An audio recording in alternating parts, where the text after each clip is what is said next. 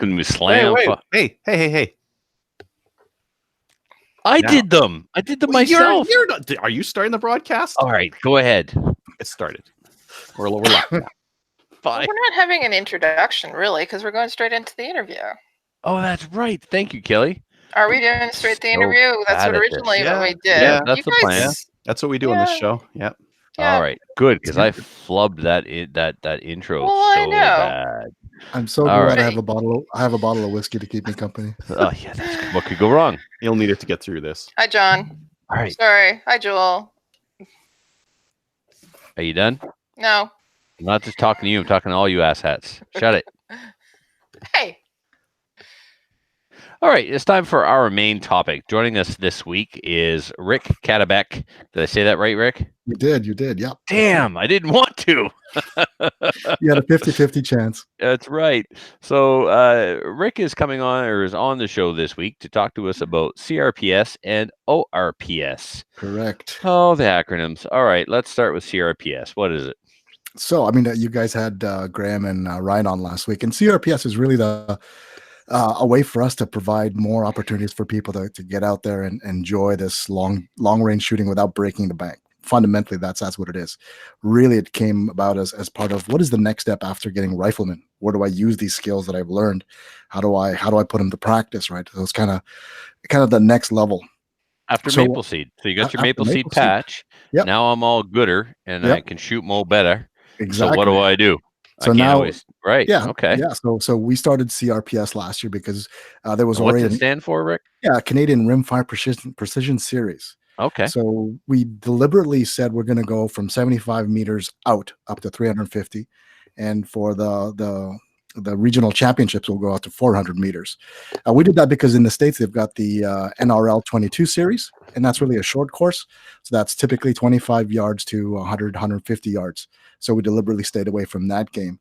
But what we found is Canadians want that type of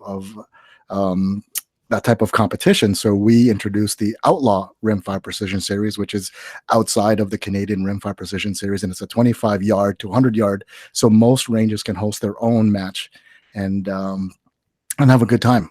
So that's kind of the difference between the two. So the course of fire is really it's all about positional shooting.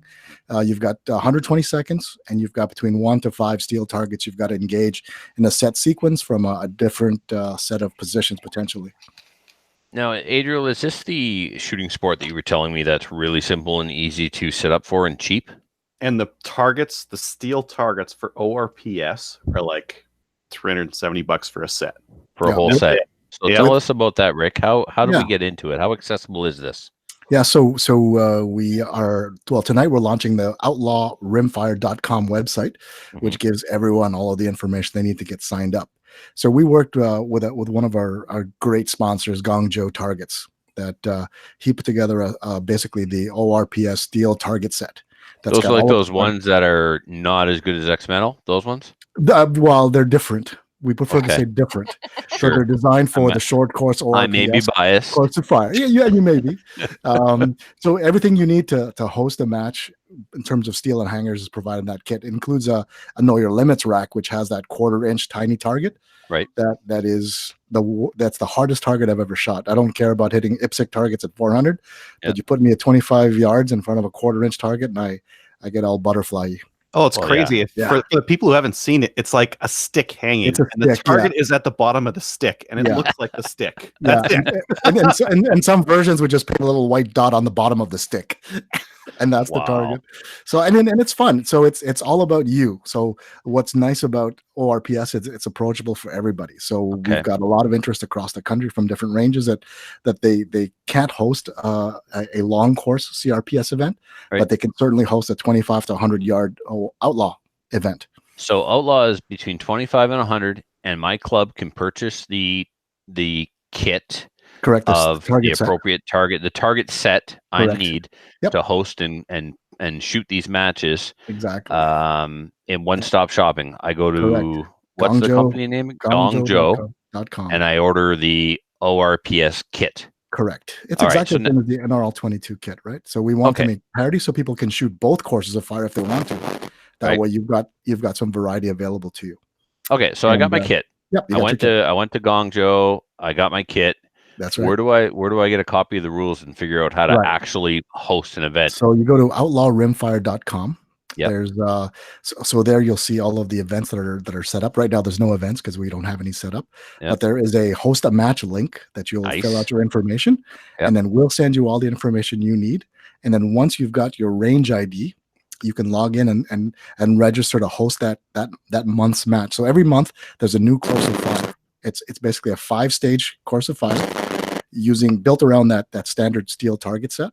Mm-hmm. And we will take care of all of the administration. So we'll set up the practice score link. We'll set up the leaderboard. We'll send you. We have to pay for you to do this? So what we do is we add a $10 per shooter administration fee for your event. Well, that doesn't sound very outlaw. Well, it does for us. So here's what you get though. So you'll get chamber flags. You'll actually get medals for each of the 2 divisions, production and open. Yeah. And we take care of the national and provincial leaderboards. So the goal is to get everyone shooting that course of fire throughout the month, and all of the results are going to get posted on the leaderboard. So you can see how you did against Adriel's club, against clubs on Vancouver Island. No, it's all about me. Stop. I don't care. Well, exactly. How about how much money do I charge so that my club makes money off of this as well? It's up to you. So by default, we suggest $20 on top. So it's all right. So I charge $20. I get 10. You get 10, but you provide a lot of service for that 10. Correct. You set up the practice score. You send me the awards. We send you the medals, right? We send you the chamber flags. How much lead time do we need for this? We're going to try and we're trying to figure out how quickly we can turn this around. So the medals are going to be standardized. They're not going to be personally engraved. It'll be first, second, third, right? So it could be whatever the mail delivery time is. If you want to wait for the medals, you can sign up now and you can download the course of fire and host it tomorrow, provided you can get people to sign up on practice score. Are you guys going to have like a calendar? Yeah, you did say you're going to have a calendar. It's going to be on outlawrimfire.com. Right. Okay. So how many shooters can I accommodate at a match? It's up to you. It's as many as you can handle. That's the beauty part. We don't get involved in running it. We just get involved in setting up the standard course of fire that everyone shoots. Okay. And with a bay that's only up to 100, like you could fit, as long as you have lots of bays, it sounds like you could get a lot of courses in, right? Correct. Yeah, I've only got 1 bay that goes to 100. I mean, I have 2, but I can't use them simultaneously. So I got to do this all off of 1 bay. Yeah. Now, how does the actual shooting of the competition happen? Is it 1 shooter at a time? It's entirely up to the host range. So what we provide the rule set, we provide the guidelines, we provide the range officer commands, but you'll run it based on the constraints you've got at your range. So if you can go only single thread, that's fine. If you can run all 5, if you want to set up multiple sets. What do I need to run 5 guys at once? How does that work? So all you need is a scoreboard, right, and 5 ROs to monitor and make sure that everyone's shooting it consistently. And as long as you keep would I have 5 sets of targets down there? Well, no. So the 5 stages, they all use the full set. Okay. Right? So we build it around that. So we never exceed that. So if you buy the set, you can shoot all 5 stages at the same time. At the same time. So you could be shooting stage 3 and I'm shooting stage 1? Exactly. Yeah. And that's how we typically run. Yeah. That's how we run all of our events. Typically it's 5 stages that run simultaneously. We squad up. If you've got 5 people, maybe you'll just do 1 squad and go through. If you have 50 people, you've got 10 people per squad and you're running one shooter per squad simultaneously, right? Okay. What kind of equipment do I need to do this? Because if I present this to my club, I need to be able to tell them, this is what kind of rifle and scope you should have. So what's the recommendation? Here's a cool part. It's so easy. There's actually a video we put together. It's whatever basic rifle you're using now, because the holdover at 100 yards is only 8 inches, right? So if it's a 6-inch target, you're target half over and you're just holding for wind at that point. So any fixed 4-power could work. A Ruger 1022, a Marlin 795, whatever old rifle you can find, even those Mauser trainers will work, right? Provided you can hold over 8 inches. Yeah, it should be magazine fed with at least 5 rounds. Well, it's 120 seconds, so we're more generous than the action rimfire rifle guys that add that stress of time. Our goal is to get people through and exciting, and really it's about the points, not the pressure of time. So it's a different game. Yeah. We run a stopwatch with 120 seconds, and in 120 seconds, your points are whatever you hit. Correct. Yep, it's binary, right? It's hit and miss. Is it fixed round, or can I shoot as many rounds? So So we tell you that this stage has 10 rounds, this stage has 12, this stage has 6, right? Okay. And then yeah. Is there a mag cap limit? Like, Nope. can I? Nope. No. So if I want to get there with my 10 rounds, 597, there's a round cap. right? There's a round cap, right? Yeah. So you can load a 30 round mag, but you got to stop shooting at 10. Yeah. Gotcha. Or you can load one round per magazine, right? Yeah. So you can do like 10 magazines. Yeah, we had a one guy round per magazine. Shoot a bullet, reload. Yeah, shoot a bullet. that's it. Yeah, you get. That's up there with some of the coolest things you've ever said on the show. 10 1-round magazines. Giver. There you go. So yeah, and the goal is we don't want to dictate how you want to run the match. We just dictate the match you're going to run. Yeah. Right. The goal is to standardize the barricade. So we provide a standard barricade set. Mm-hmm. So it's going to be 3 milk crates. It's going to be 4 tires of a certain diameter and height. It's going to be an 6-foot A-frame ladder. It's going to be a standard sawhorse bracket, right? Yeah, it's going to be cinder blocks. Yeah, and we just create different stages using that standard Lego set of barricades and targets. Well, the interesting thing there is that you do standardize that across all the different clubs across the country, right? So we get to and you score it nationally as well, right? Exactly. So if I'm the big dog at my range, but I'm really like a big fish in a small pond, I'll know. Exactly. Yeah, you'll know exactly.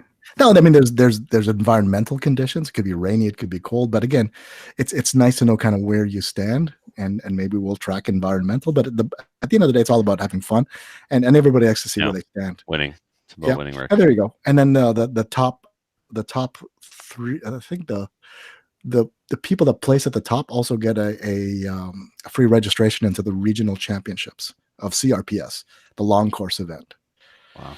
Which is nice. And we've got that happening in Kamloops, BC for the west and at Petawawa for the east. Okay. So, yeah. Neat. Adriel, I think you had some questions prepared for Rick. You want to go ahead with those? Oh, yeah. So as far as ORPS, the MOA required sounds like 8. So you don't need like a dialable turret scope or anything like that. Just hold and send it. Yeah, exactly.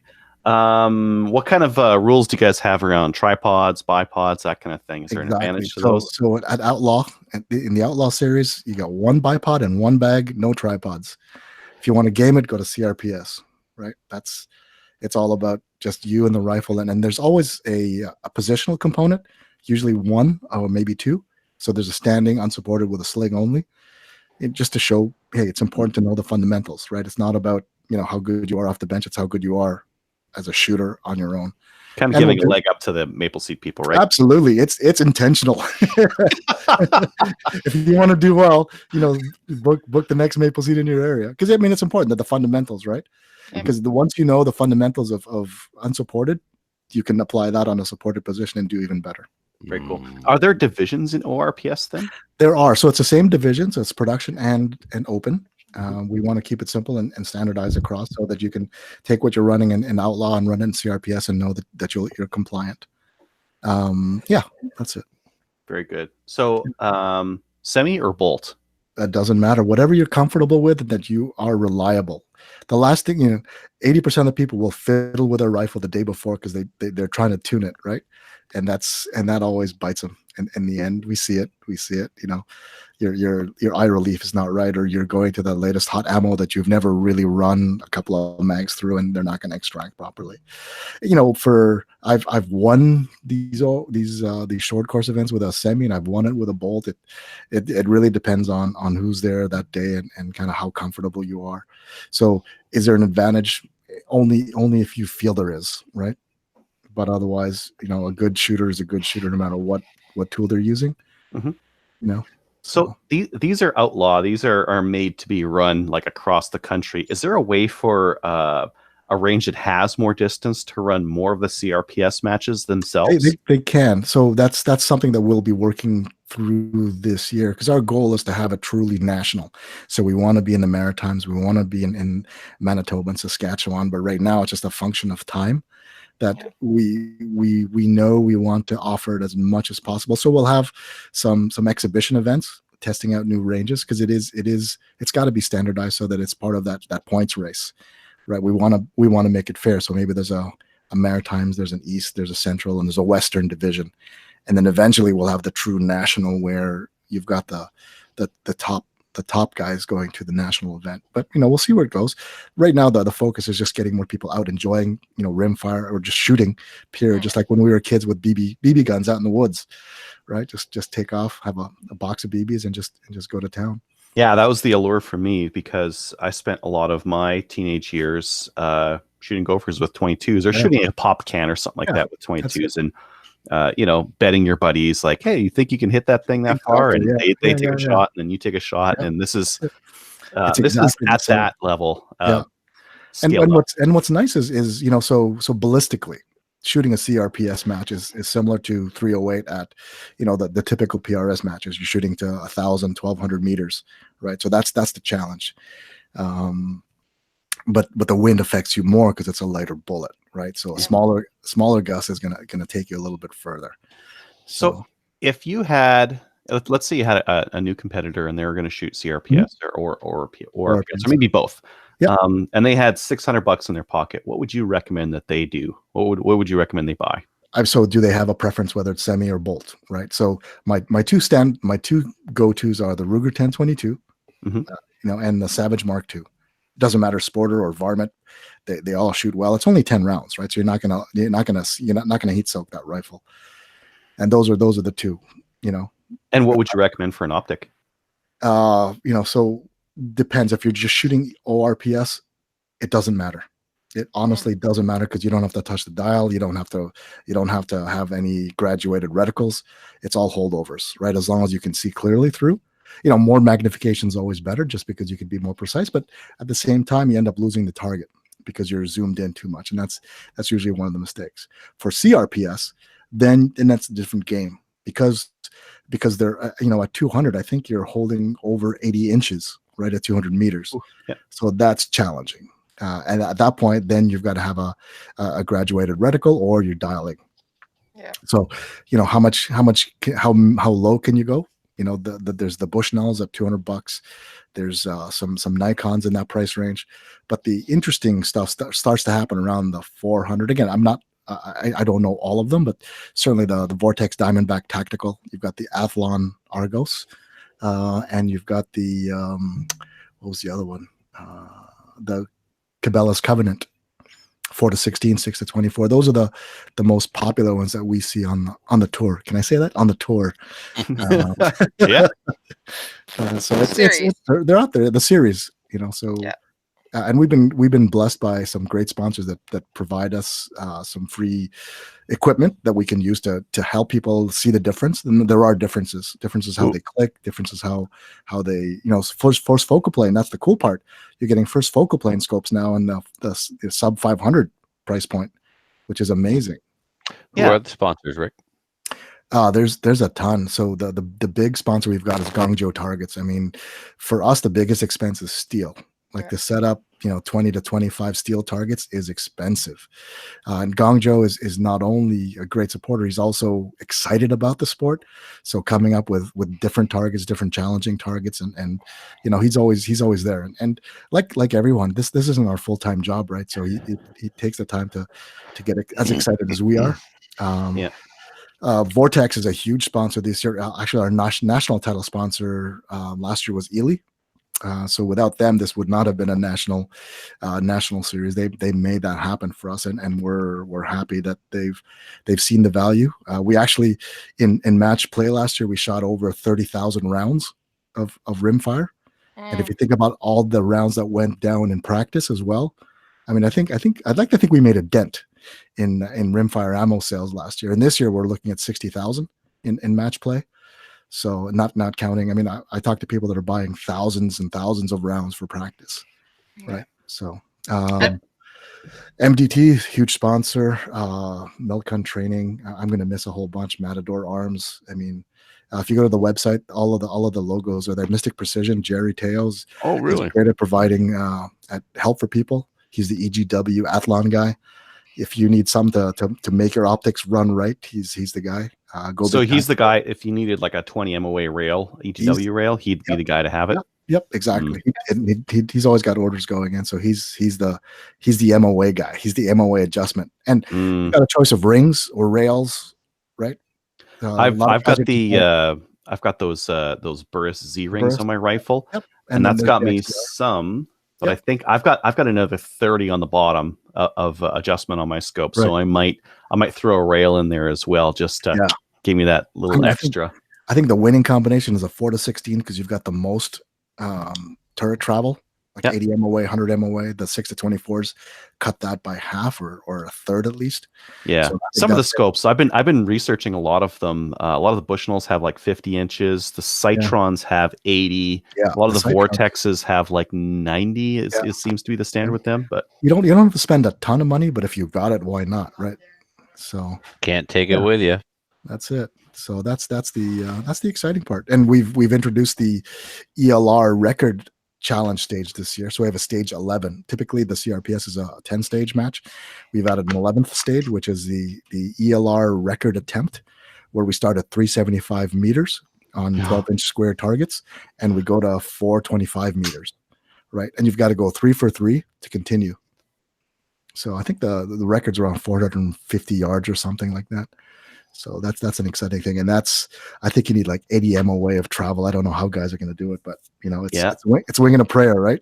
Yeah, I ran the numbers for standard velocity stuff, and it looks like 88 MOA for 450 yards.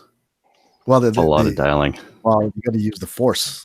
So that's the other question I wanted to ask. High velocity versus standard velocity. I was talking to some guys and they're saying, oh, you got to use standard velocity. And then some other guys said, no, high velocity works fine. No, it's run what runs best in your gun, right? The thing about rimfire is you can't build a load. You've got to find the load, right? Yeah. So you got to try a whole bunch. Yeah. So the goal is I always start with the cheapest ammo and go up from there. So I'll start with Blazer. Right, Blazer surprisingly runs really well in a lot of rifles. So for ORPS, that's what I'll run. Because Blazer is pretty much CCI standard. Correct. Yeah, it's CCI. Yeah. And then you go up from there all the way to the Ely Force, which is a 42 grain juggernaut running high velocity. Right. So if that runs well, then that's what I'm going to use for long range attempts. Look at every, and then I think Ely Action or Ely Contact is the standard velocity version of that 42 grain. I call it a juggernaut. They don't call it a juggernaut. It's just a 42 grain projectile. I like to over-sensationalize things. But again, so it's called rimfire, but in reality, it's not rimfire. Any rimfire goes. It's 22 long 22 rifle. LR. 22 LR. Because again, we want to eliminate the gaming. Well, we want to reduce the gaming, so you don't bring a 17 HMR or a 22 WMR. I mean, you can bring them, but you're just shooting for honors or just for fun at that point. We don't stop you, but you're not going to count for the podium, right? Yeah, but the overall score matters. It does, Trevor. Yeah, and and the nice part is that I've shot PRS matches, and the mood at the rimfire matches is there's a lot less stress. It's people just having fun. I mean, it's I don't have to worry about finding my brass. I don't have to. It's $10 a box, right, or $20 a box, and people are just having a good time. That's what's cool about it. Nice. And I mean, I have a fun time at PRS matches too, but it's a little bit more stressful because I got to find my brass. It's a buck a case, right? It's a buck a case. So, yeah. Now I got to find some high velocity 22 ammo. I just ordered a whole ton of standard velocity. It's useless to me now. Useless. You know what? I'll take. You want to donate it to the series so we can help the poor and needy shooters. The poor needy shooters with my my SK Standard Plus. There you go. Yeah, that's that's my poison of choice. Well, actually, no, my choice is Ely Force, the best ammo there is. Actually, it's the 338 Lapua of rimfires is my saying. But again, in all seriousness, I think the thing is to find the ammo that runs best. No one can tell you what is going to do best in your rifle until you prove it, and it's also proving it at 50 and proving it at 150 if you can. Yeah, that's the thing. They will be different.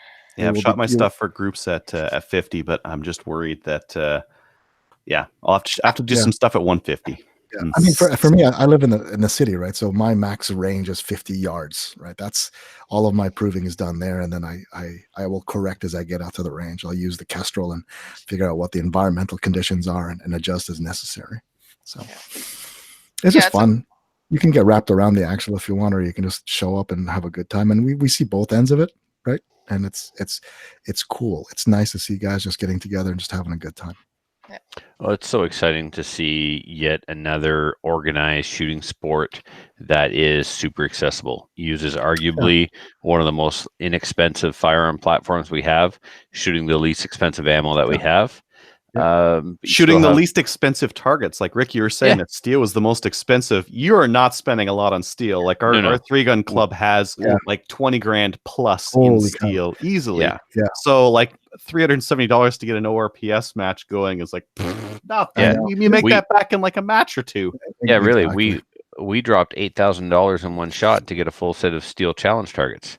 Well, you know, if you would shop for one match a year. If you shop at Guangzhou Targets, you could probably get you a better deal than the people you're currently dealing with. So it was nice having you on again, Rick. Thank you for filling us in on that certainly doomed to fail idea you have. Hey, actually, the other thing is are those hydroponic lamps in the background? No, they're not. They're soft boxes. They really look like halogen. They're video soft boxes. Hydroponics lamp. Yeah, I grow orchids. That's my story. All right. Actually, so the other thing, we talked about accessibility. So one of the things at CRPS is that youth shooters shoot free when accompanied by a registered shooter. So if you're under 18 and you have a buddy, tell them to sponsor you, and you'll get a free ticket. Right? That's the goal. We need more youth shooting. So get them out there. So Adriel, that's your job, is to split it. So it's going to be 50-50 adults and youth, right? If you do your job right. Yep. It's going to be chock full of adults. You know that they're like, yes, the kids, 22s are for kids, but that match is going to be stock full of adults. Yeah, what I'd love to do is have two matches. One is the CRPS and the other one is the CRPS youth event, where it's just kids shooting. Or maybe you could have an ORPS the day after we have that May 4th event at Chaz. Mm-hmm. Are there any videos online right now where our viewers and listeners can go? Not yet. No, okay. Not yet. So after this weekend, there will be. So this year, we're doubling down on getting more content to help people understand and demystify kind of what it's all about. Exactly. So I can tell someone what IPSC is, but sending them to YouTube is a lot easier. Exactly. So it's we know it's a shortcoming. We run a very lean operation here. Right, our teams of people are very busy doing a lot of different things. Orchid sales haven't been good enough, eh? And we have Will Gould and myself are basically trying to keep this all from flying apart. Yeah, right? I'm taking a look on. So I think 370 was shipped with taxes because Guangzhou has it for 320 is the cost on this kit. Yeah. I mean, we said, hey, you can charge a little more if you want, because I think it's already a great deal, and we've gone through a couple of iterations of the hangers just to make sure that it rings right, and right now they're double hangers. So I'd love to move to single hanger so that you don't get any sympathetic movement on the targets. Just because if you hit one, the other one moves. So we'll work on it. But yeah, it's good. I mean, it's fun. I've shot I think 3 or 4 events that Chris Ward's been running in Stittsville around here. It's a blast. It's a blast. It's 5 stages. Chris usually throws in a couple of bonus stages for fun. And just it's a great day. Yeah. Easy, stress free. And that's the nice part about the Outlaw series is we take all the worry about running the course of fire and all the admin stuff. All you got to do is make sure that people are being safe, that you've got people to set up steel and take down, and then submit the scores to us, and we'll post it to the leaderboard. Well, having done a leaderboard a couple of years myself, like that, you couldn't pay me to do that work. It's such a pain in the butt. People, there's all sorts of ways that gets messed up, and and it's not going to be perfect. I mean, are we experts at this? No, no. But if we're using Practice Score when the match is done, we just hit upload. Exactly. Done. Yeah. Goes to the website. Ideally, all the match directors locally are using Practice Score tablets. We'd love to send a tablet down, but that just becomes overhead for us. You're going to lose. And I've got to have support and services, right? So, did you try rebooting it? Did you try turning it on and off? Yeah. Just recommend that they get the Amazon Fires and just say buy your own. Yeah, $50 for Kindle 7. It's the best investment you'll have. And we run all Kindles. We run a Wi-Fi network, and match directors got the scores the minute the stage is done. Yeah, the Fire 7 is $50 with free shipping from Amazon. Right? Do it now. That's the first thing I say is just get one or get 5, because if you're going to run more than one, it's so easy. You don't have to tabulate scores, right? It's No 6, papers. 1 for each stage, and then also one for the match director. One master. Yeah.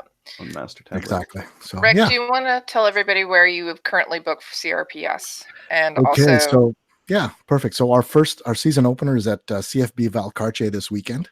It's going to be 2 degrees with 20 centimeters of snow coming, so that'll be fun. In March, Just, we have your targets aren't white though, right? Like that's not going to be. That would be cruel. That would be cruel.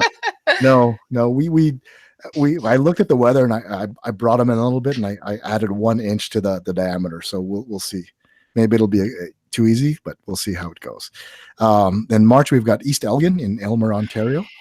So that's southwestern Ontario. In April, we're at CFB Petawawa in Ontario. And in March, we're at Chaz near Edmonton. No. Back up. March? May 4th. Yeah, it's May 4th. May 4th. March. Oh, I'm sorry. Yeah, so March is East Elgin. April is Petawawa. May is Chaz. June is in Campbell River on Vancouver Island. July is going to be at Medicine Hat. On the 20th? On the 20th. August is going to be at Merritt, BC. And then we have another one somewhere in there in either Ontario or Quebec, probably Ontario. We're lining that up now. September is the Eastern Championships at CFB Petawawa. And we have in October the Western Championships in Kamloops, BC. And then sprinkled throughout there, we're going to have some exhibition matches throughout the country. So I know we're hoping to get out to Manitoba and New Brunswick. It'd be nice. It'd be nice to be able to have, like, one day you'd have the Outlaw and anybody who really enjoyed that, and then flip it over to a CRPS and take it out to a little bit longer. Actually, we're going to do the Maple Seeds, so we're doing back-to-back. I know. And so we Maple Seed you one day, and then we show you what you need to learn the next day. So it's going to be awesome. So it's been a good partnership. Yeah. I love those Maple Seed guys. They're awesome. I know. I love those CRPS guys. Love it. Come on, guys. Group hug. Wow. So, is there anything else you wanted to talk about that we may have forgot to bring up before we let you go? Well, I think that the main thing is that it's not meant to be stressful. It's meant that you can take whatever you've got in the safe or in the closet or safely locked away in your case and bring it out to match and just have a good time. Find out what you don't know. Don't worry about, like, Will is a great content guy. He puts all of the content and the articles together. And it's, we had 1,300 members, but we only get X% showing up. And he asked, what stops you from coming out? And a lot of people saying, well, they're not ready. It's like, well, what are you waiting for? The only thing you need is desire and interest, right? Everything else you got to learn as you go, right? No one's ever going to be ready until you take that first step. So I think that's the main thing, is I want to dispel the misunderstanding that it's a game for pros. It's for guys who love to hit targets, right? If you like the sound of steel, ORPS and CRPS is the place for you. It's cheap. It's pennies a round, right? 6 cents a round, right? Not my stuff, but yeah. Well, not your stuff. I mean, yeah. Awesome. You can certainly start there. That's it, and go from there. Yeah, that's it. So, hey, thanks for having me on the podcast. It's always good to connect with you guys again. Hope to see you guys all at CRPS match or an ORPS match this year. You will. It's definitely something I want to try. So thank you so much for coming on. Oh, you're welcome. And telling us all about it. And keep us updated when there's match videos posted, when there's matches on the calendar posted. Let us know. Yep. So the 3 areas you got to go. It's rimfireprecision.ca is our CRPS site. We're launching outlawrimfire.com tonight. So it is ready to go. We've got, I think, the March Course of Fire up there. So if you are interested in hosting an event, there is a sign-up page. We'll get you registered. You'll be able to download. You send us your info. We'll get all the practice course stuff set up.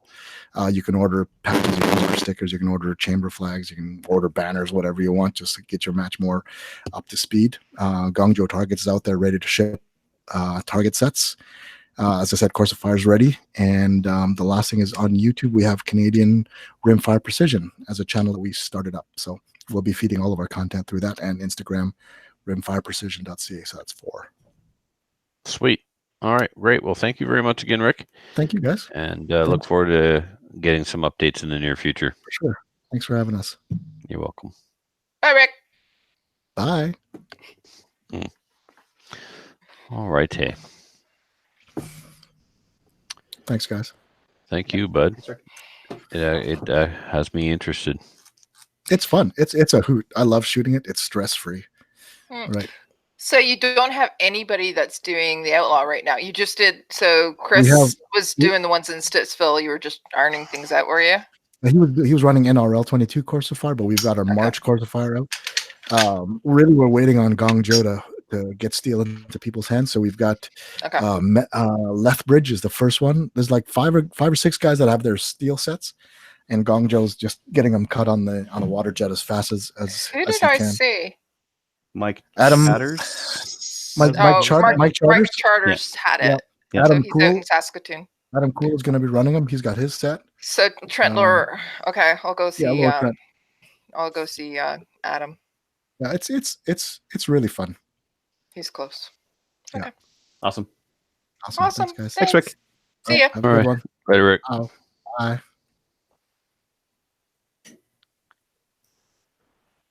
Bye. Bye.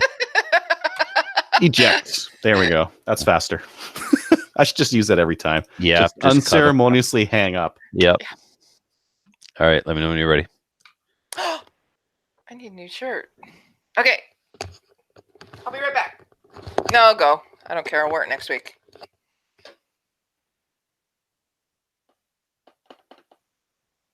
Whenever. Are you good, Adriel? Adriel, don't look at me like that. I was waiting for finger guns. We did that at the start. Just say that we're recording. Right. Now it's just now I can just go into the intro.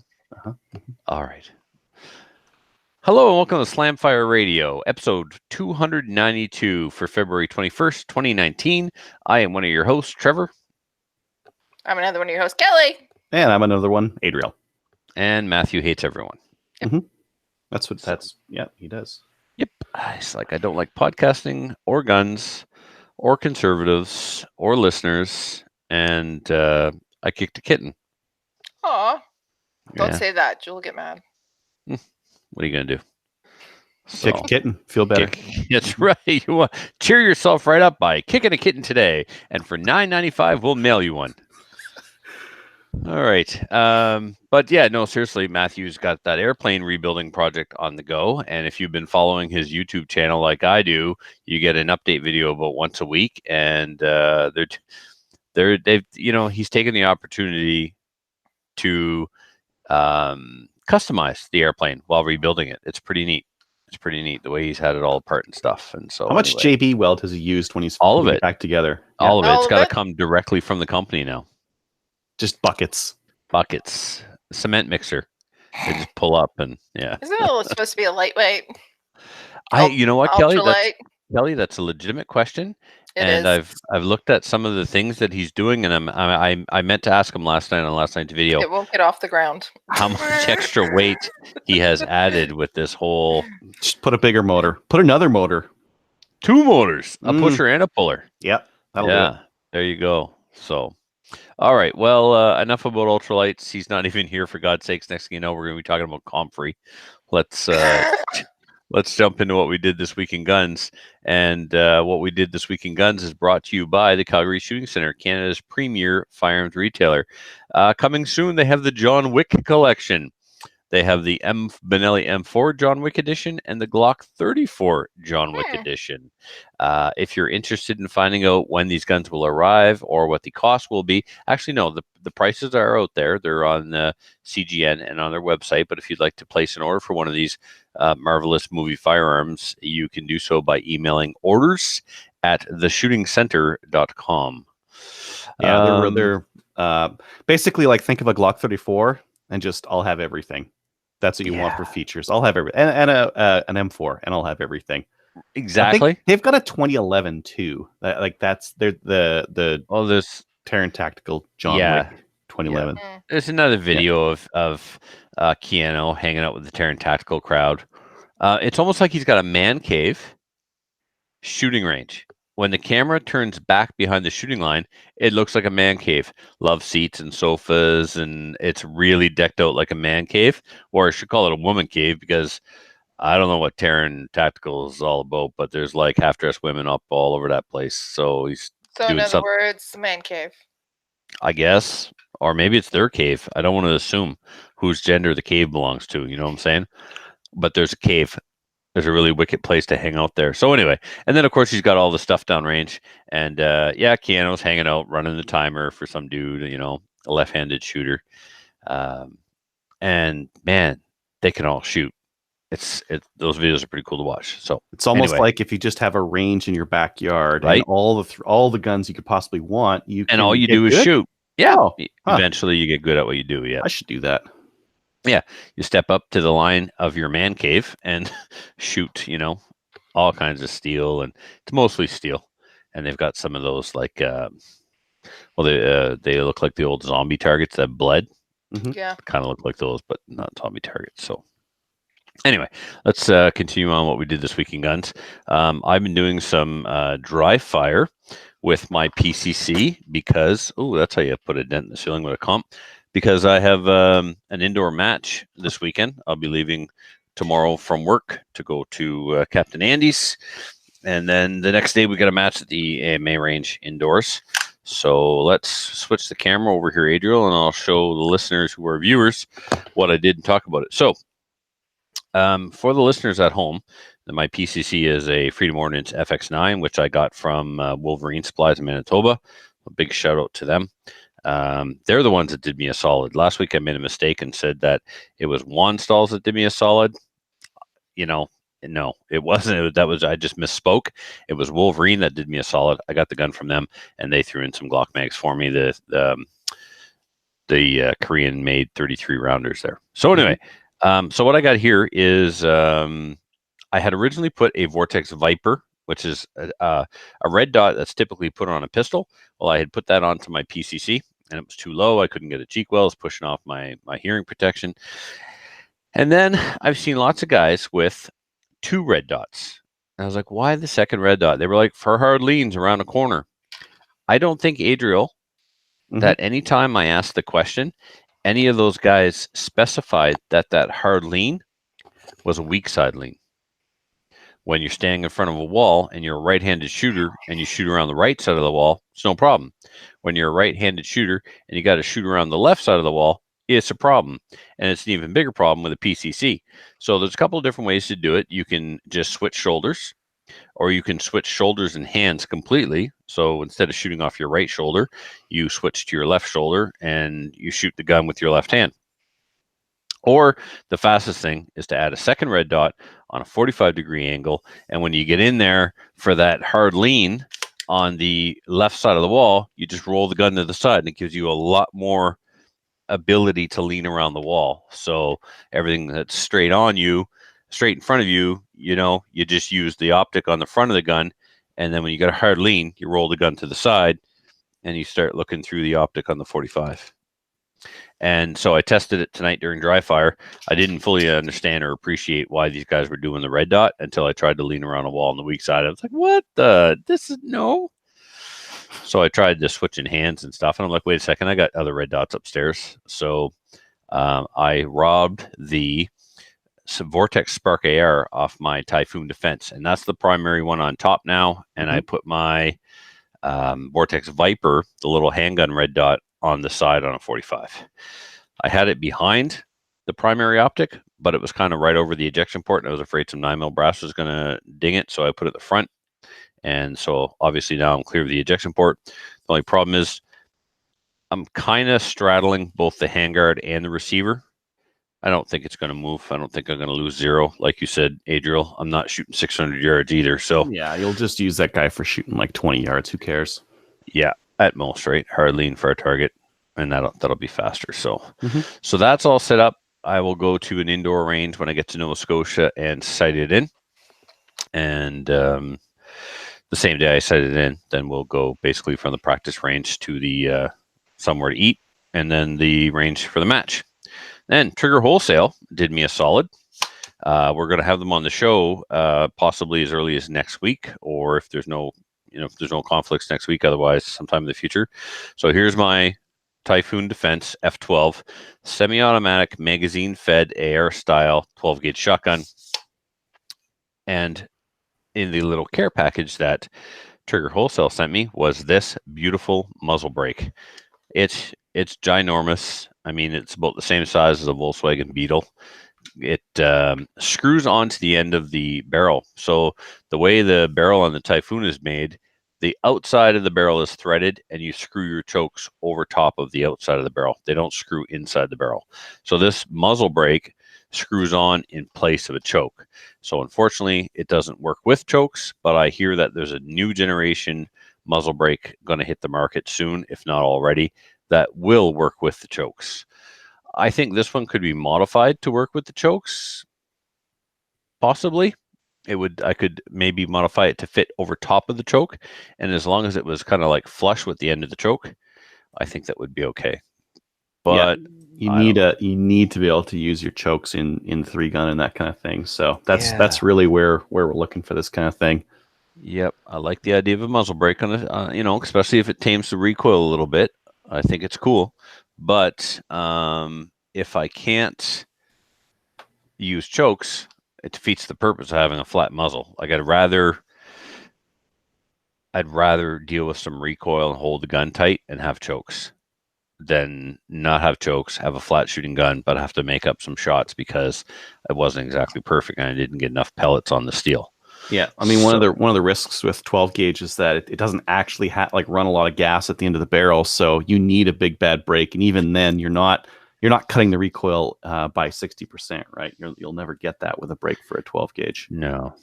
So, Trevor, we got a question from Brad on our YouTube stream. I'm from Halifax, AMA member. I have a new Ruger PC carbine in 9mm. Interested in putting side by each with your PCC for zeroing? ? I don't not okay. I don't really understand the question either. I think he wants to zero when you're there. Yes. Well, I'm not zero. Testing them side by side. Okay. So Brad will be at Nanchuck's Saturday afternoon at some point. That's where we're going to go zero them. There we go. What time, I'm not sure, but Facebook me, Brad, and I'll let you know what time we're going to be at Nanchuck's, and you can come out and we can do that. Yeah. And I don't know if Brad's an IPSC member or not, but hopefully he is, and hopefully he'll show up with his PCC. Zero Nanchuck's. Roger that. Okay, cool. Yep. Yeah. So, okay, what else? Oh, I ended up with another 1022 project. Oh God, what did you do? Well, Ed literally made me buy this Boyd stock. So this stock came as I forget which model 1022 it is, but it's very nice. From the factory, this, if you had bought this from Ruger, it would have had a black Cerakoted receiver and a black heavy barrel.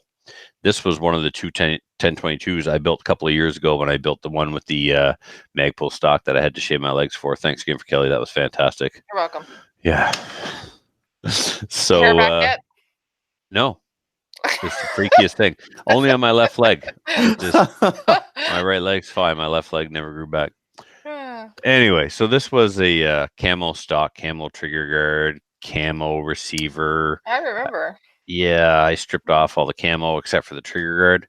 Mm-hmm. So I had that 1022. I had my original one from 1984, and then I had, which is all untouched, unmolested, and then I got my Magpul one. So anyway, I like this stock. The reach of pull is a little long. There might be some, I'm not really getting as much finger on the trigger as I would like. It seems like the length of pull, rather, not the reach of pull, the length of pull from the pistol grip to the trigger is a little bit much. Perhaps a Volquartsen trigger that is flat and comes back a little bit might help with that. So anyway, I love this stock a lot. So I'm probably going to have to, at the very least, I'm going to get this all Cerakoted black, and then maybe that's it. Because I've got too many other little projects on the go. Like I got to finish my Stag 10. So I got another scope I'm buying from Jeff at the Calgary Shooting Center, and I got another red dot to buy, but just, you know, I don't need to build a 1022. I'm certainly not going to do it this summer. Can you but I will do get it. something with the trigger group, though, please? What's that? With the trigger guard, can you do something with that? You mean because it's camo? Yeah. Yeah. The trigger guard, the receiver, and the barrel are all going to get Cerakote black. Yep. All right. And call that good. So. I'm surprised your OCD isn't over in overdrive. Well, I mean, it is, right? That's why it's either take it out of the stock or Cerakote black. So I'll probably drop it off at Denise very early next week and have DC Armory Cerakote the whole thing black. But then I definitely want a heavy barrel because, I mean, look at the channel in that stock, right? This gun came with a heavy barrel. So, yeah. Where are you getting the heavy barrel? I don't know. I'll check CGN. So you already have a bunch of 1022s and a 597, and you've Yep. got this one, and now you're also going to kit it out? Well, you know, I've only got one kitted out 1022. Mm. My Magpul one. My 597 is my go-to. I mean, it's so much more accurate than my 1022. And it's just I loves it. I loves my 597. Mm. So what are you going to do with this rifle? Maybe you should I don't know. sell it. What are you, the question police? Well, why are you doing a bunch of work to it if you don't know what you're going to do with it? I'm coming around there, Kelly. I'm coming around. I'm just getting to the point. I just tired of beating around the bush. Come on. Look at this stock. This is a beautiful piece of craftsmanship, and it requires that the gun get built to the level that the stock is at. It's like, look, I got a Chevette, and I just put a set of mag rims on it, and that's wrong. Okay, So very 1022 is not a Chevette. Really? Yeah. All right, fine. It's not, but it's like yeah. Never mind. Okay, I got a Camaro, and I gave it a new paint. Camaro either. It's a Mustang. No more cars. Everybody has one, and there's so many aftermarket parts. It's a Mustang. Listen, go. Stop it. The point is, it has a fresh coat of paint, but the engine needs work. That's where we're at. Right. So that's why, Adriel. I don't know. I put it in a nice stock. I can't just stop here. Do you want me to leave it like this? Look at this thing. It's been sell it on CGN for $600 and say no low ballers. I know what I got. Oh, it's Bestoke. I could be talked out of this stock. So, listeners, this is a Boyd's stock. It's a thumbhole, I guess. Yeah, it's a thumbhole stock. I don't know which model, which exact Boyd stock it is, or which model 1022 it comes off of. I should know. I bought another one at Christmas time as a gift. Yeah. So it's either sell the stock and put the camo stock back on that thing, or build the gun. Are you suggesting I sell the stock? What could I get for that stock? $200? Yep. I don't know. It's brand new. It's not been used. It was taken off the gun immediately and Magpul put on. Yep. You think that's $200 stock, Kelly? By the time you would buy it from Boyd's, pay the exchange rate, the tax, the shipping, the duty, all that stuff would be over $200. Yeah. I would buy a thumbhole stock though from Boyd's. The reason is because it doesn't fit you. You have to do a little bit of it. You have to do so much modification. Well, does it fit you? You might. The trigger pull. It could be a little better. The length of pull could be a little better. Right through there. What do you think? All right. How's that look? Does that look correct to you? Put your finger on. Yeah. And then it fits me. I'm just being fussy. Mm-hmm. So, anyway, if somebody's interested in that Boyd stock, email me. Maybe we'll do business. Let's see. And then I just did some more brass prep. And then the bullet puller came in for all that 40 ammo I had to pull. And I'm just crushing them. It's just a lead polymer coated bullet. And to get enough tension on the bullet to pull it out of those cases, it's crushing the tip. So they're still shootable. They may not feed very well. It's not going to affect the accuracy, I don't think, because the part of the bullet that's still inside the case is what's going to engage the rifling. So it could be plinking ammo. But I decided to stop crushing them because my OCD, like I couldn't just decide, oh, these 500 rounds are now just plinking ammo. No, they're made with match primers, for crying out loud. So even though I bought the call-up puller for RCBS, I'm going to do it the old-fashioned way. I'm going to do it with the kinetic puller and hammer them out. And when I do that, they come out pristine condition. So that's going to take. So you got 500 bullets, average of 3 whacks per bullet. My arm's going to fall off. So, yeah, that's all I've been up to. Adriel, how about you? What have you been up to? You got some videos I see lately. Yeah, I got some videos up lately on these things. I got a Nanook 909. This is their pistol case, and I compared it like really roughly in that video against that Mastercraft one, the one from Canadian Tire.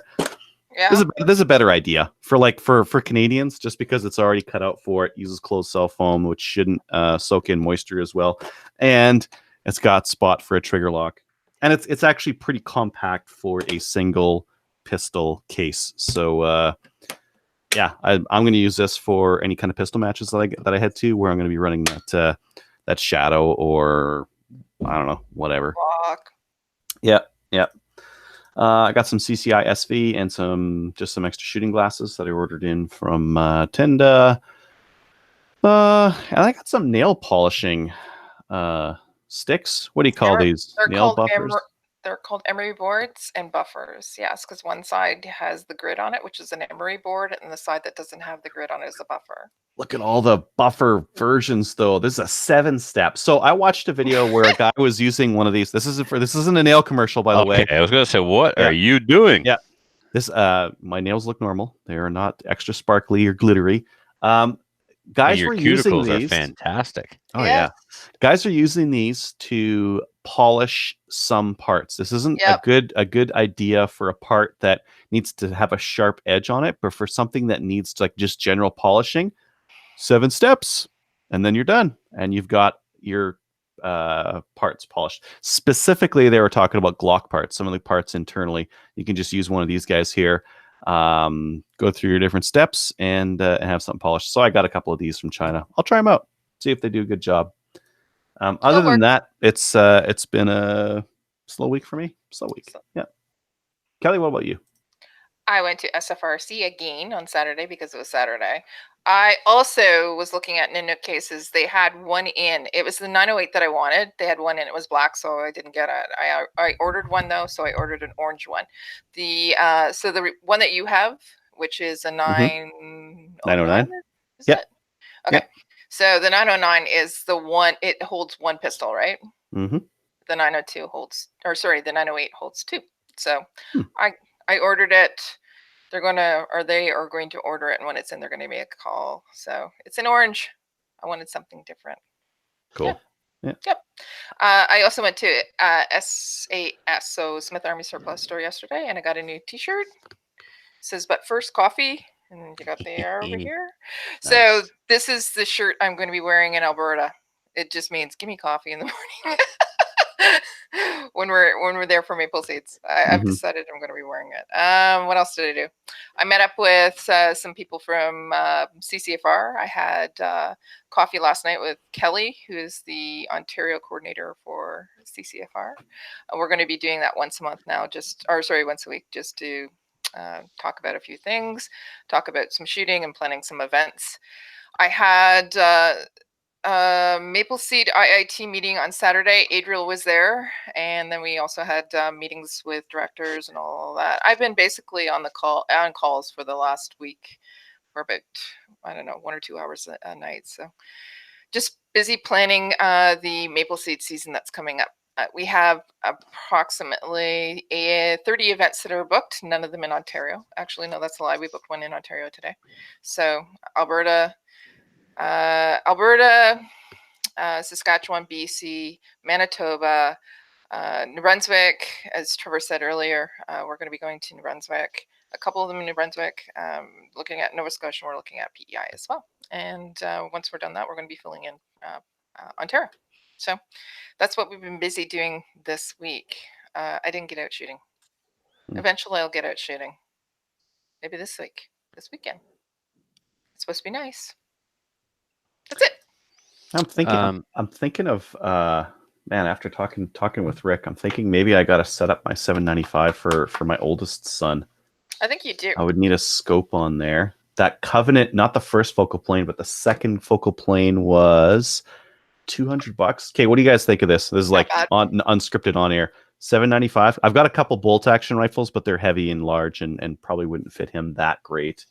What about that 795 with a Covenant 4 to 14 on there. Yeah, Okay, that should work. Yeah, because I'm pretty sure I saw that one. $199 for the 4 to 14 version, and it's got tons of elevation in it. And it's not a bad scope. And if something goes wrong with it, they'll replace it. They stand behind it. It's got a warranty, so I was gonna get a shooting mat from there too, so maybe I'll do both. Yeah, let's talk about that when we're done. Oh, okay. I won't then.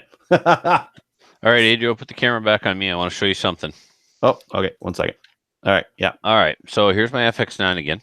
I just got a PM from somebody, and he asked me if it did this.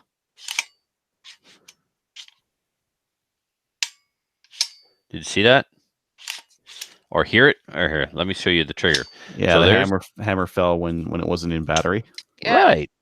Apparently, but is it able to actually hit the pin or not? Well, let me go get a loaded round and we'll find out. No, we don't want to do that. Not in your nice new room. Well, I do. Like all the way back here. Yeah. No, that's not happening. The trigger is making a clicking sound, but it's not the hammer hitting the fire pin. But if I just pull it out of the battery just a little bit. Oh yeah. Yeah. Right. So like the thing is though that where the firing pin is and where the BCG is that hammer just hitting the BCG and not the firing pin. Right. Excellent point. So grab a primed round. Yeah, that's what I'll do after the show. I'll go get a primed round, put it in there, and see. Yeah, because you're right. It all depends on the angles. So yes, you can pull the trigger out of battery, but it doesn't necessarily mean the hammer's dropping on the firing pin. Yeah. Right. All right. So there. Calm down, Derek. Why are you freaking me out for? Okay, that was fun though. Thanks, Derek. All right. Moving along to the news. Who wants to talk about the Senate hearings on C-71? Is that good? Did we cover it? Well, who put it in? There was some good and there was some bad, I would say. Yeah. There's more that are going to be taking place as well. So there's some people that it was Monday when it started, correct? Yep. Mm-hmm. Yep. We had the president of the NROI for IPSC attend to speak on behalf of the CSAAA. Yes. And then Rod was there, Tracy was there, Sheldon and Tony were there, the leaders of the other two pro-gun orgs in Canada. Of course, Wendy was there, yeah. Mm-hmm. So, did anybody see any video from it or hear anything? Like, I did watch it. I unfortunately wasn't able to watch it. Was it like on C-SPAN, Kelly? Where and how did you watch it? There was a link online, and I just followed it through online. Okay, you can watch it. You can watch it through live streaming. I wasn't able to hear any of the doctors that appeared, and I wasn't able to hear Wendy, but I was able to start watching once the good guys came on. Good guys being our people. Yeah, our people. Mm-hmm. What I did want to say about that was with respect to our people. So what we did see was we saw the three larger gun organizations or advocacy groups, and then you also saw some other groups as well. But everybody brought something different to the discussion. Everybody was respectful of everyone. Everybody was respectful of some of the victims. There were some families there who have lost loved ones through firearms, but everybody was respectful of that. But as I said, everybody brought something different. The CCFR, Rod was very well spoken. He didn't get as much of time as some of the other organizations did, which was unfortunate. But the other organizations, they hit some great points as well. So I think that the senators themselves, they asked some really good questions. Some of the questions showed that they weren't all that informed. Some of the senators were like Senator Don Pleth was there, and he asked some questions. He asked questions that I'm surprised he asked, and I think he asked them because of the fact that he is a gun advocate, but he wanted to get the answers out there so that people who didn't understand could actually get those answers as well. So it ran until almost 10:15 Eastern Standard Time, so it was quite late. So it'd be up until about 11 o'clock your time out in Atlantic, Canada. So yeah, it's going to be happening again. I know a few people who have been asked to go in and speak before the senators. So, and that's just ordinary Canadians that they're looking to hear from now. So, cool. Yeah. All right. Benchmade was asked to cut up some guns that were seized by the police, and now everyone hates Benchmade because they're cutting up guns. Yeah, that's correct. And you know when Nike did that thing where they supported that guy who took a knee during the anthem? Yes. You know, and everybody started burning their Nikes. I'd love to cut up my Benchmade knives, but I paid too damn much for them. But I'll never buy another one. Screw those guys. They might do a retraction. I saw that the How can the you police. retract? I mean, they already the police did it. Actually, the police said, "Hey, we asked for some help from these guys, and you know they obliged." And the police actually issued a retraction on it, saying like, "Hey, we put this thing up. It wasn't like an official thing from both of us." So the police are saying, "Sorry, we made Benchmade look bad." Which, if Benchmade said, "Hey, why did you put that video up? You asked us if we could do some grinders," then maybe it's not as big a deal as everyone's making it out to be. Yeah, we just love to hate though. But you're probably absolutely social right. Media, yeah, exactly. Fantastic for that. All right, what's the next one, Adriel? Speaking about hating people on social media, David Hogg thinks that we should. He made some commentary to Huffington Post Canada, which is like, you know, like aligning the Venn diagram of gun banning. Then he said that we should. He said he doesn't know anything about Canadian law, but that we should register and ban all our guns. Right. I'll save you from having to read the article. Oh, that guy. That's that little punk there who survived the Parkland shooting. Yeah. Yeah. Technically, though, he wasn't there. Yeah, he wasn't even there. Of course, I'm a Parkland survivor. You're a Parkland survivor. Like, we survived that shooting. So Polysolvent, they're publishing this. They were on Twitter today publishing that even survivors of the Parkland shooting are saying that we should register our guns. Twitter, which is fantastic because, you know, like survivors of an American tragedy have bearing on Canadian law that they don't know anything about. Right. I've been very active on Twitter lately. I hate Twitter. I can't do it. I can't do Twitter. But I have been because of the fact, I don't know. Anyway, I've been. No one else is. Thank you for your service, but Kelly. every time that I post something, it's like crickets because people are sharing it, but nobody's replying to it because everything that I'm saying makes sense, right? I got blocked from the whole, doctor. Yeah, you'll just get blocked from. I got blocked. It's an echo chamber. It's very difficult. There's no listening to the other side. I got blocked by I reported the Doctors Against Handguns or the Doctors in Favor of Handguns page.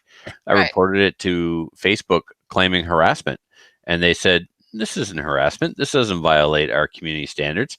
I'm like, oh, so because you don't feel harassed by it, it doesn't. But if I feel harassed and you don't agree with my morals or principles, then it's not harassment.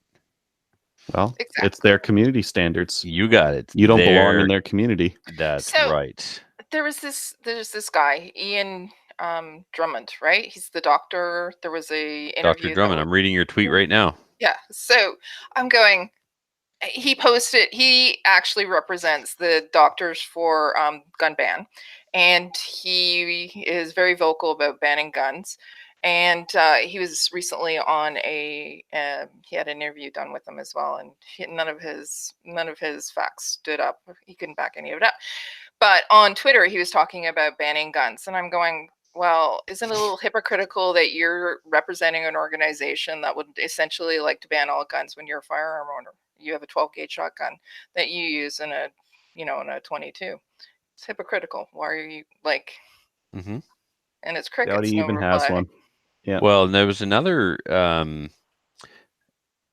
Lynn Wilson, maybe Ryan Holyoke had gotten into it with someone, and she claimed to own guns. So he said, "So I'm assuming you have a license," and she blocked him. So I went after her and said, "So you're tweeting about banning guns, yet owning guns, and when you're asked to produce your license, you block people. Why don't you just produce the license and shut all the haters up?" I don't see anything whether or not I've been blocked or replied or nothing. There's no notifications on my Twitter at all. So I imagine I suffered the same fate that Ryan did. Yeah, essentially anybody who says anything will get blocked. But go Unless on there. you're kissing their butt and agreeing with them. No. So Yep. that's the other thing I've been doing. I've been very active on Twitter. Well, good for you. Like Adriel said, somebody has to do it. So it's a cesspool. New gun stuff, Adriel? All right. Yeah. TNA has their reverse cans back in stock. So if you're looking for a can, it goes over top the barrel. It's not actually a suppressor, but it looks like one. Yeah, so it looks like you got a shorter barrel, even though you don't. You're just covering the barrel with a shroud. Mm-hmm. Yep. And it looks like they do look cool. They look cool. So if you've got a WK 180 or you've got a modern Sporter or an SLR and you want that long barrel to look shorter, this is the way to do it. Mm-hmm. And you'll get an awful lot of questions. Hey, is that a suppressor? It's Canada. No. Yeah, guaranteed to arouse suspicion by the police. Yeah. Oh yeah, for sure. Really you're gonna have to ask some questions. Oh yeah, yeah. I think it's worth it. Yeah. Let's see here. The MKA 1919 Match Gen 2 is back in stock. So Tactical Imports is bringing these in. These are similar to the Typhoon and that kind of thing, but they've got like a skeletonized magwell and that kind of thing. They're actually here earlier than the Typhoons and that kind of thing were. I had reviewed one of these things way back in, I don't know, a couple of years ago, and I've been having people constantly asking, "Hey, can I get this? Where can I get this? Where can I get this?" So I'm glad they finally. Pretty cool, doesn't it? It looks pretty cool. Yeah. Yep. It does. Yeah. I think we talked about last week, but Canada Ammo is they've got mag-fed 9-inch and 13-inch shotguns at $299. These are also the Turkish ones. They've got their prices are all back up. Sorry. Oh, really? Yep. $299, man. We were just talking about these. Yeah, got to get on top of these sales when they're out there. Yeah, for sure. Oh, those are the ones too. Mm-hmm. That 9-inch mag-fed, ridiculous. But I've asked, and no one's answered me yet. Will these work with the NewsCon AS46 mag, or do these have their own 10-round mag? Because I see 5-round mags, but you're giving up the barrel length, but you don't have to give up the capacity. You give up the barrel length, you give up the magazine tube length, but you don't have to give up the capacity if it's mag fed. So I mean, running a 10-round mag off of a 9-inch shotgun, you end up wonderful. It's wonderful. This long, and it's got a magazine this tall. Right? Beautiful. Yeah. It's Mm-hmm. the most asymmetric thing ever, and I love it. Oh. Indeed. What else we got here? The MDR, determined to be prohib, so we are not getting those things. What are they? It's a bullpup semi-auto 308. Forgotten Weapons, In Range had done a review video on them and found all sorts of issues, and then they fixed them all, and now In Range got a version that was fixed, and it was running just fine. So, but we're not getting it. No, we're not getting it. We're getting the Tavor in 308. Mm-hmm. It's Firearms Lab stuff. You wouldn't understand. They have to huff spray paint out of a paper bag to come to these conclusions. You would not understand it. All right. Well, I won't be doing that then. Okay. Yeah. And I just kicked my glue sniffing habit, so move on. Maybe you're qualified then. Perhaps you gotta upgrade to spray paint huffing. Gotta be the gold stuff. Yeah. Get that paint around your nose and your mouth. The Norinco 1887 lever action shotguns are back in stock. These were gone for the longest time. I hadn't seen any for a while, and they're back. So Frontier Firearms has the pistol grip Terminator version, as well as the one with the full shoulder stock that'll actually be able to aim and hit something. Both $399. Mm-hmm. Let's see here. Oh, East Hills Outdoor. They have some Federal 55 grain for it's actually in a 300 round pack. 300 rounds for 109.99, which if you work it out for 1,000 is 366. So $366 for 1,000 rounds of 55 grain Federal. But you can buy them by the 300 pack. That's a good price. Just don't want a full 1,000. Why wouldn't you want a full 1,000? You could get a full 1,000. This is still by the 1,000 better than most of the other prices that I've seen. Man, just buy 1,000. Oh, can I pull this next one up on screen to show? I think I should. Yeah. Right. All right.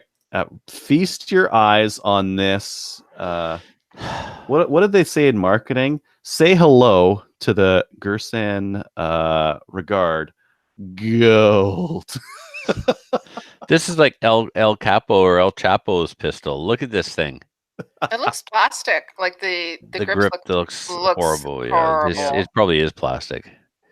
It's a poorly done engraved gold pistol.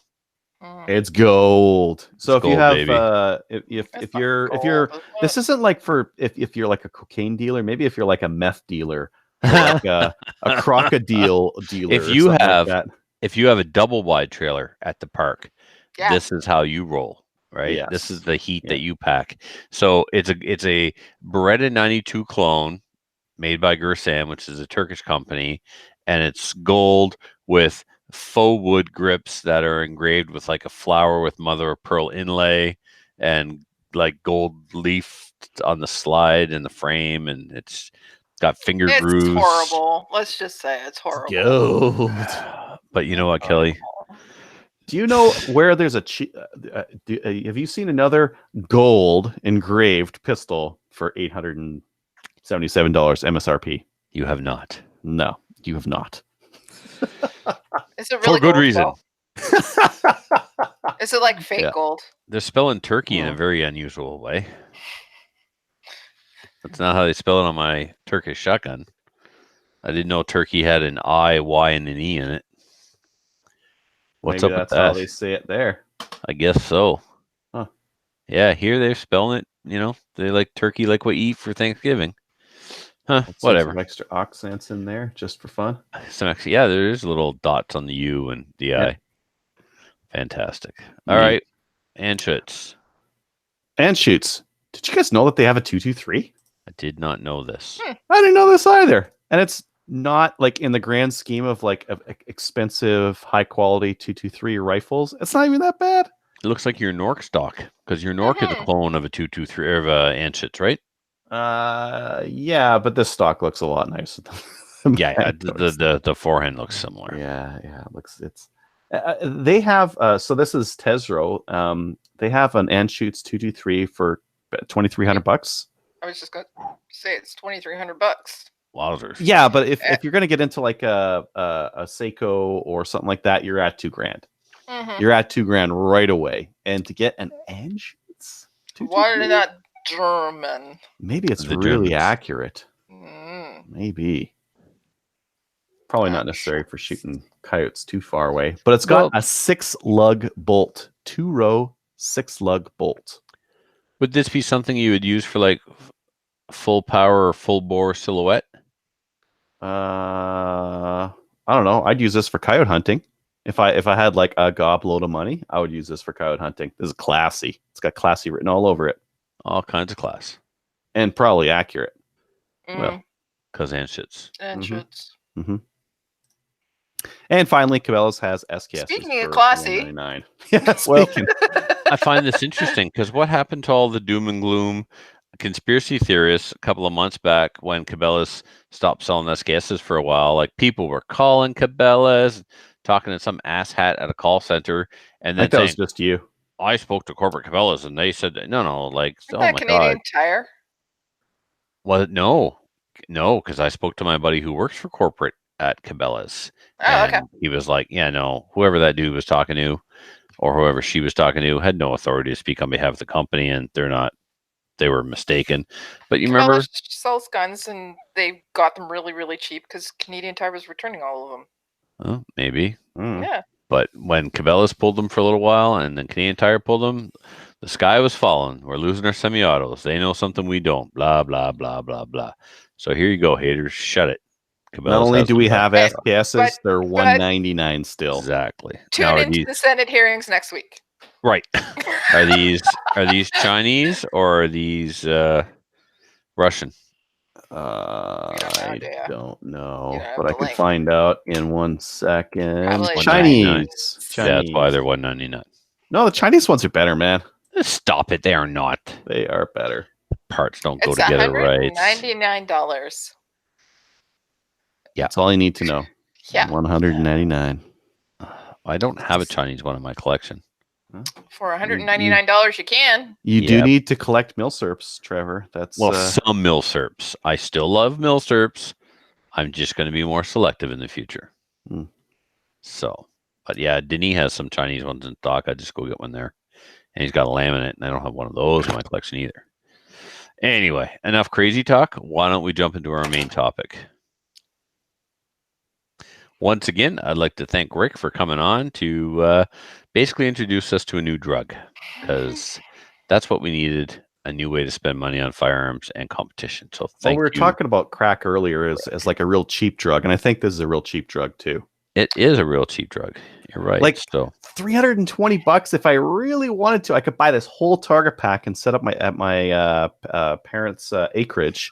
Yep. A full match. Right. And I could just go with a couple of buddies and we could just shoot it over and over again. So no need for a gun range. No need for silly CFO's offices and certifications. And you're on your parents' acreage. Mind your business, y'all. These are non-restricted 10.22s. Yeah, no one's going to be bothered by someone shooting 10.22s in the back. And if 40. A gopher does show up, unlike the range, you're allowed to kill it.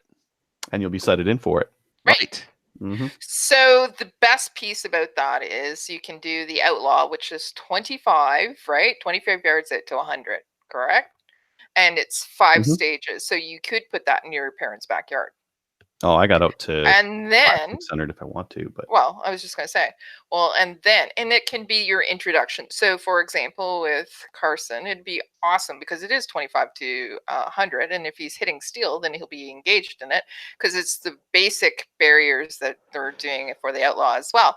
So once you actually are done that, then you can go into CRPS, which is going to take you out to the 300, or there's that long shot as well, which you can do too. And then they put in extra barriers and it's more stages as well. So it's like he can't make hits at 425. He's disowned.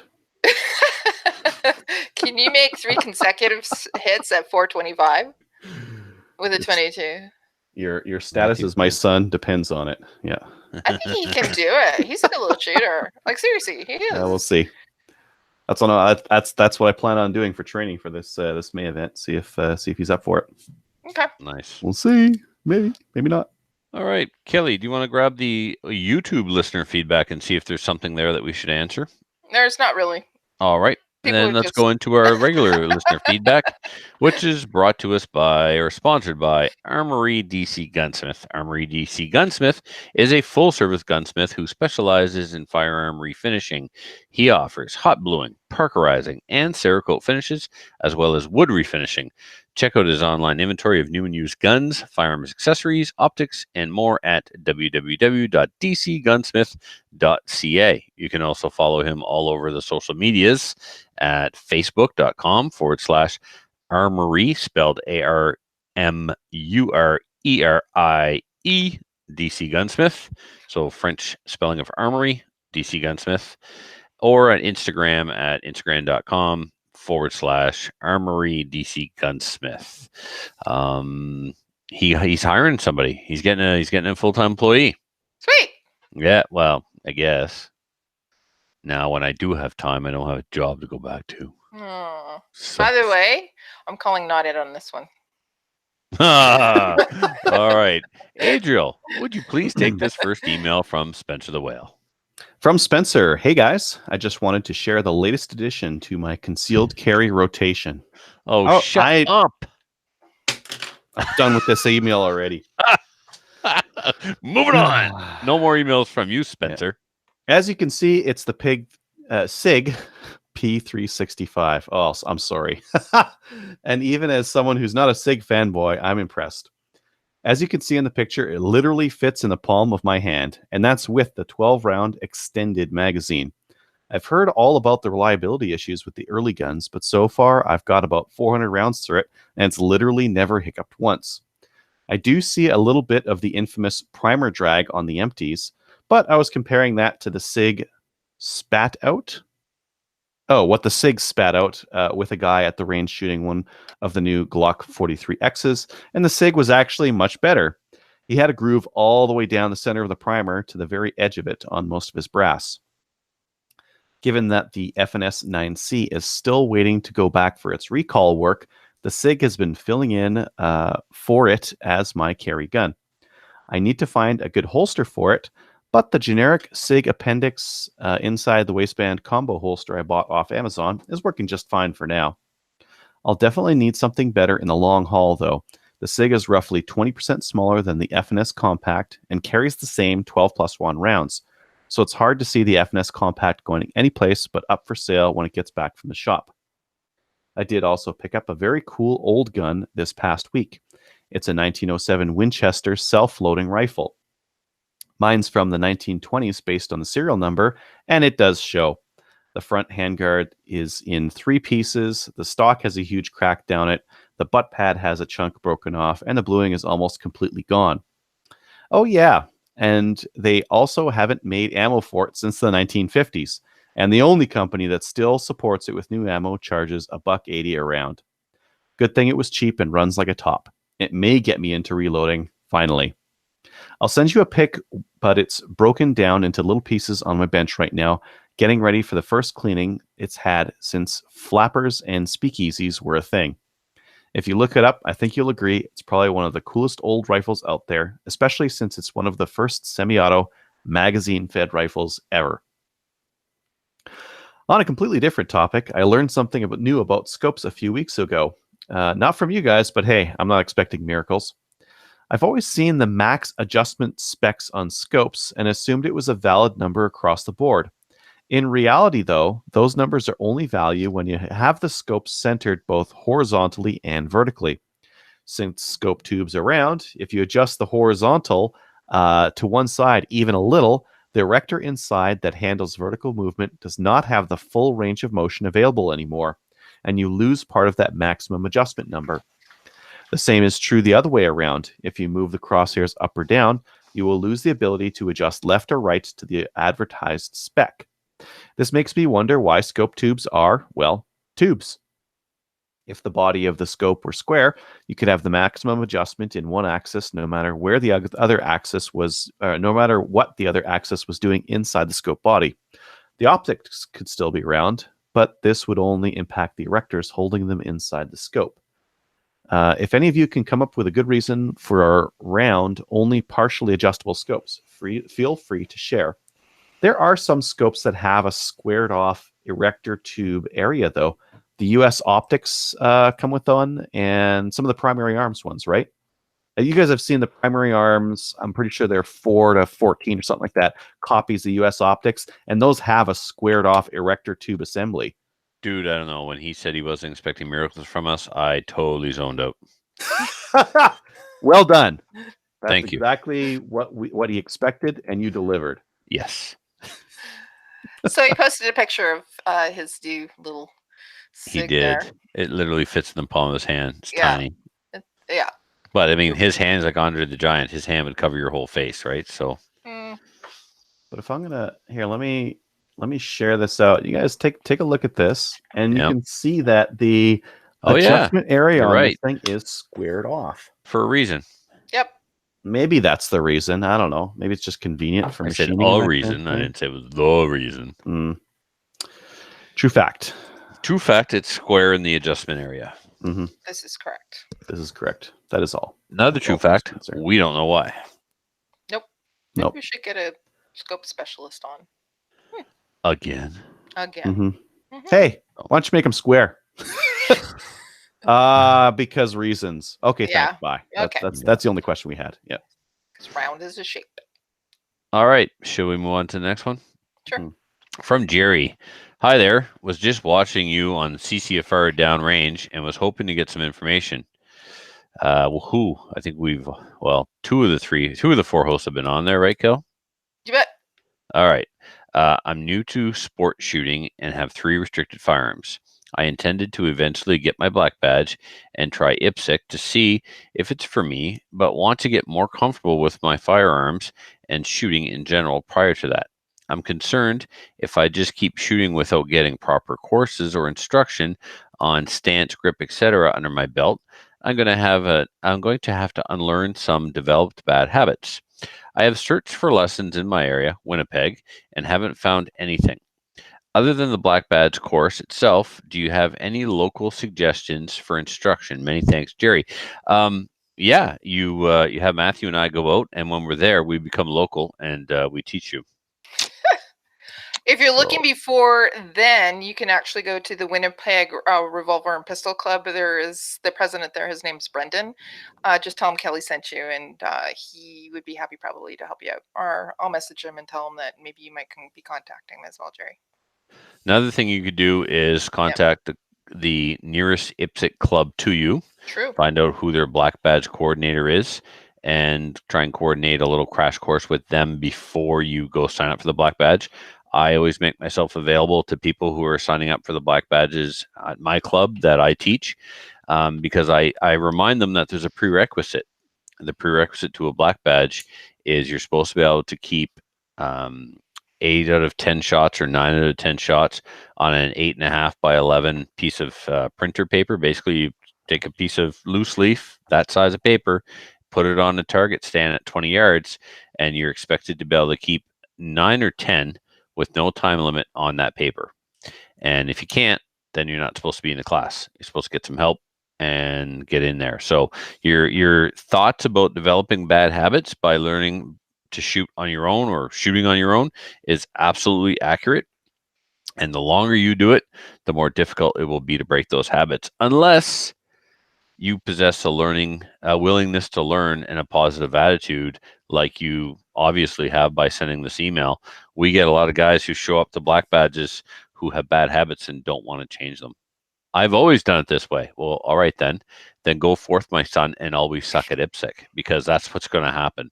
I often don't even bother trying to argue with them anymore, because I know, there's only so many personalities out there, and there's only so many attitudes out there, and eventually you see all of them, like that line from Star Wars, where she looks in his eyes and says, "If you live long enough, you see all the eyes," or something like that. And anyway, yeah. So if you're already asking and concerned about developing bad habits, then you'll be fine. Yep. It's the ones who get there and say, "Well, I've always done it this way." My one piece of advice is don't go to a course where you're expecting to learn something without a teachable attitude. That's right? Well, no, but Kelly, the problem is a lot of people want to come to the course not to change, but to be told that they are doing it correctly. They just want someone else to justify for them that, all the reasons why you're sucking are not you. You're fine. It was the weather that day, or it was this, or it was this guy, or whatever, right?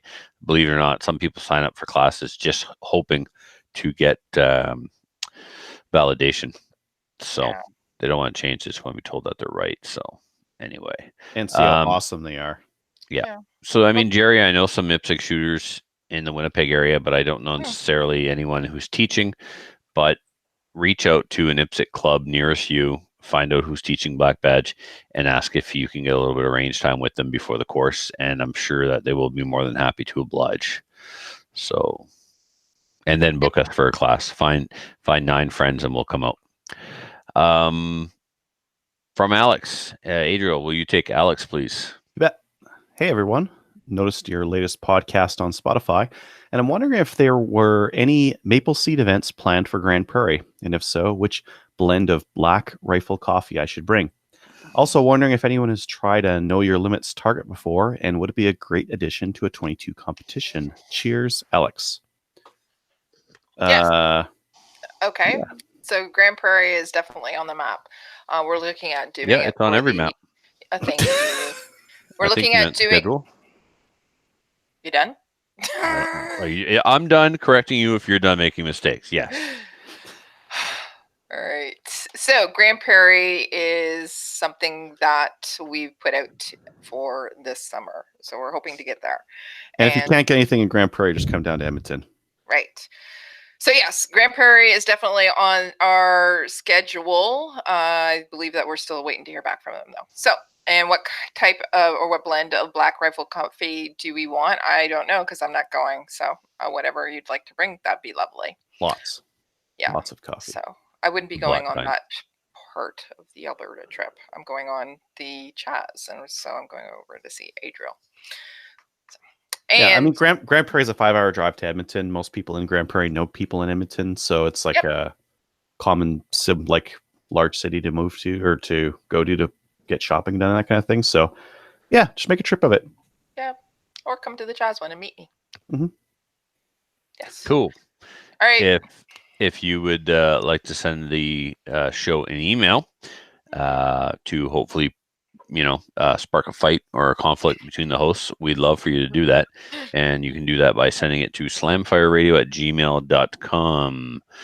So apparently, we're on Spotify now. So if you'd like to go over there and give us thumbs up or stars or likes or whale vaginas, whatever they use over there, feel free to do that.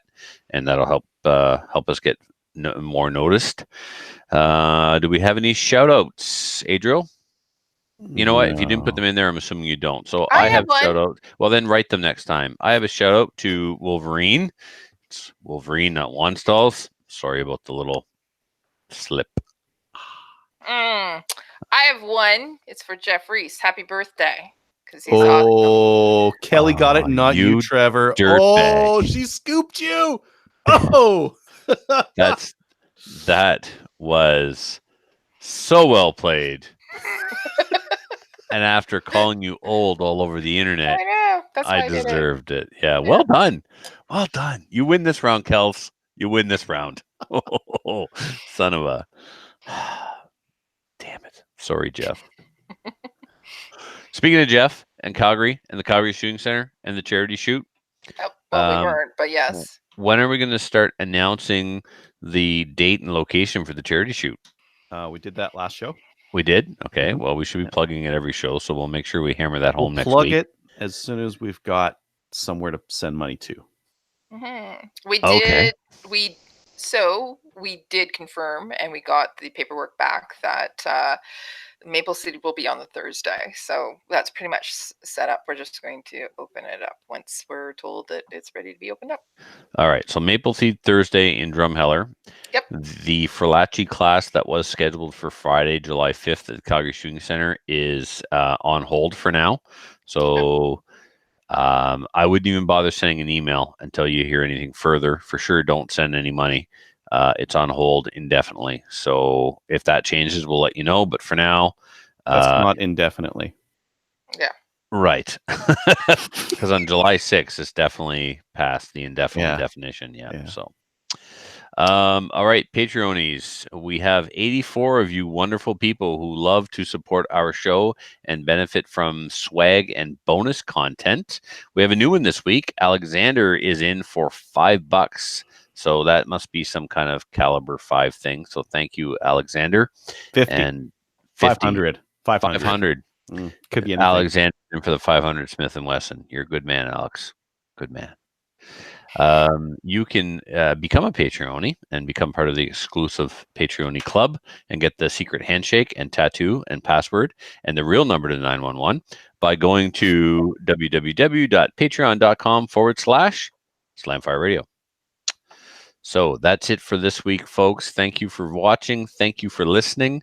And until next week, please join one of our national firearms associations, such as the Canadian Coalition for Firearms Rights, of course. Head on over to the Canadian Gun Owners. Canadian Gun Owners? No, I did that wrong. Canada. Gun Owners of Canada. Thank you. Canada at the end, not at the beginning. Head over to GOC. And check us out over there. Kelly does a fantastic job of maintaining our little forum we have over there. She posts the show, and every once in a while, someone chimes in and comments and poses a question. So show us some love on GOC, and just show GOC love in general because it is an awesome Canadian gun website. Like us on Facebook. We're up to 2,085, which probably makes us the most popular program podcast on Facebook.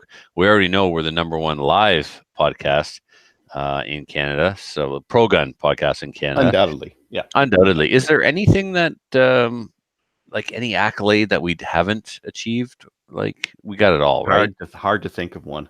Right. Okay. #1 podcast. We are the #1 podcast. Who else can claim that one, right? Thank you to my dyslexic trophy lady. That's much appreciated. That's never going to get old. So, yeah. Until next week, everybody, take care of each other. Be good. Be kind. We'll see you next week.